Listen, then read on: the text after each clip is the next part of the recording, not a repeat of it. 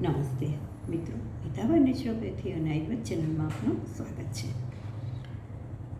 આપણે જાણીએ છીએ કે શરીરમાં 7 ચક્રો મેઇન આવેલા છે, જે ઉર્જાનું સેન્ટર છે. હવે એને એક્ટિવ કરવા આપણે આજે ટીપિંગ પદ્ધતિ જોઈએ.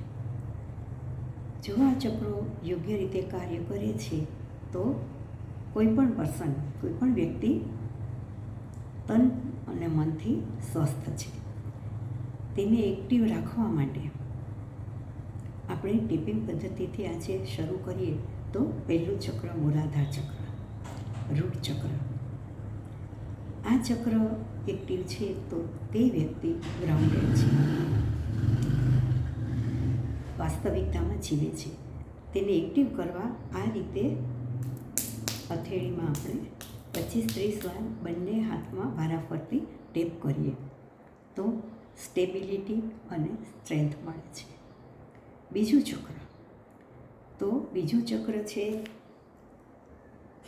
સેક્રલ ચક્ર, જેને સ્વાધિષ્ઠાન ચક્ર પણ કહીએ છીએ.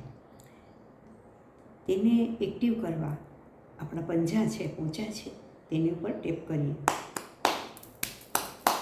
આ રીતે 25-30 વાર ટેપ કરીએ તો આપણું સેક્રલ ચક્ર એક્ટિવેટ થાય છે, અને એ એક્ટિવેટ થાય છે તો ઇમોશન કંટ્રોલમાં રહે છે. તેના પછી આવે છે ત્રીજું ચક્ર, તો સોલાર પ્લેક્સિસ, મણિપુર ચક્ર.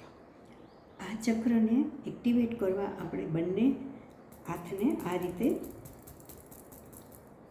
કાંડા પાસે આ રીતે આપણે ટેપ કરીએ તો કોન્ફિડન્સ અને પાવર વધે છે. હવે આવે છે હાર્ટ ચક્ર, અનાહત ચક્ર.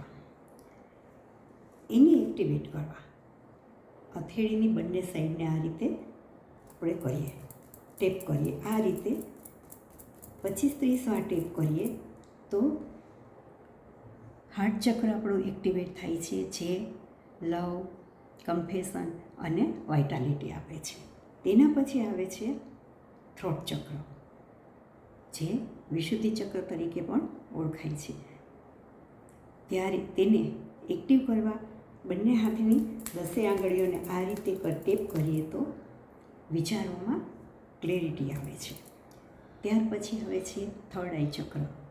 આપણે જ્યાં તિલક કરીએ છીએ બે આઈબ્રોની વચ્ચે, તેને એક્ટિવેટ કરવા બંને કાંડામાં આ રીતે આપણે મસાજ કરીએ તો આપણા ફોકસ કાર્યમાં રહે છે. સાથે સાથે જે કોઈ શબ્દ બોલીએ છીએ તેમાં મક્કમતા આવે છે, તેનો પ્રભાવ પડે છે. ત્યાર પછી આવે છે ક્રાઉન ચક્ર.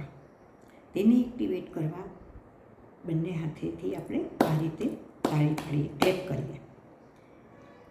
ક્લેપ કરવાથી ક્રાઉન ચક્ર એક્ટિવેટ થાય છે, જે કોસ્મિક એનર્જી સાથે કનેક્શન આપે છે અને મનની શાંતિ આપે છે. તેથી જ કીર્તનમાં તાલી પાડવામાં આવે છે. મિત્રો, આ રીતે સરળ પદ્ધતિથી જો સ્વસ્થ રહેવા ઈચ્છતા હો તો આ ચેનલને સબસ્ક્રાઈબ કરો. હવે પછીની વિડીયો આપણે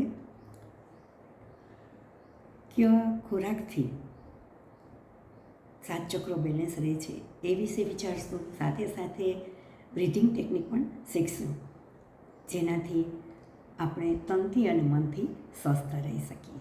સ્વસ્થ રહો એ શુભેચ્છા.